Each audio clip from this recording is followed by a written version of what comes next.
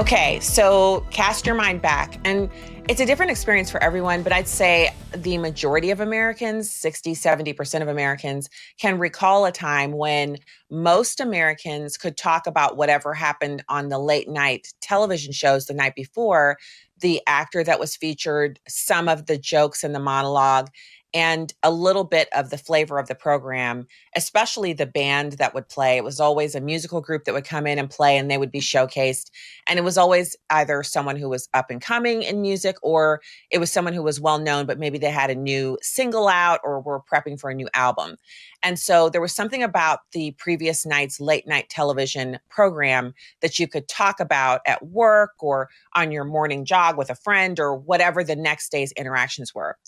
So it's interesting now that we've seen the cancellation of Colbert, he took the helm over late night, and he was supposed to be the gold standard because of his intellect and his comedy and his name ID. And so he was seen as the next iteration. He would be the standard bearer and he would carry the torch forward for late night.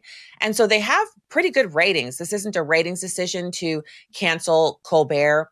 But I think because he really has such an obsession with President Trump, such a hatred for Trump and for Republicans, he's normalized that hatred. And the networks now have to decide how they're going to refill advertising dollars because the ratings are pretty good, but the advertising sales were not as good. You can see a slowing over time. But it's even more than that.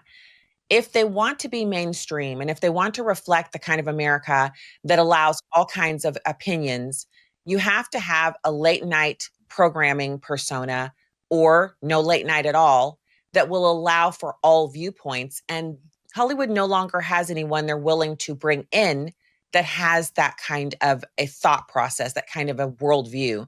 So CBS and NBC and all of the main channels were mourning the loss of Colbert. They celebrated his political commentary, which shows how out of touch they are, not the decision. Take a look.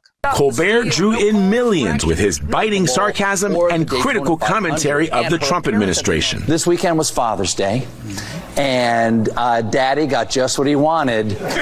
No one came to Trump's big, stupid birthday parade. The show is now the highest rated in its time slot and has earned 33 Emmy nominations and a Peabody Award. The news comes just days after Colbert made headlines for criticizing leadership of Paramount, the parent company of CBS, for paying $16 million to settle a lawsuit with President Donald Trump. I'm offended, and I don't know if anything will ever repair my trust in this company. But just taking a stab at it, I'd say $16 million would help. Trump's lawsuit alleged CBS News deceptively edited an interview with Democratic nominee Kamala Harris before last year's presidential election, an accusation Paramount has always said was completely without merit. Democratic Senator Adam Schiff, a guest on Colbert's show last night, tweeted, "If Paramount and CBS ended the Late Show for political reasons, the public deserves to know and deserves better." In a statement, Paramount said, quote, "This is purely a financial decision against a challenging backdrop in late night. It is not related in any way to the show's performance, content, or other matters happening at Paramount." So in the joke, he says that, they settled with Trump for $16 million. And then he kind of says, I'd like this a $16 million payout too. Well, it's coincidental. He makes $16 million a year doing the program. So he kind of signaled to them that his disrespect for Trump extends to management. And it's not unusual for television hosts who are very, very solidly in place. They're not new. They've been around a while. They have the street cred, if you will, to be able to criticize management, that they'll do so in a joking manner. But this is a very serious time for television as they battle the streaming giants like Netflix and Amazon for every household they can get.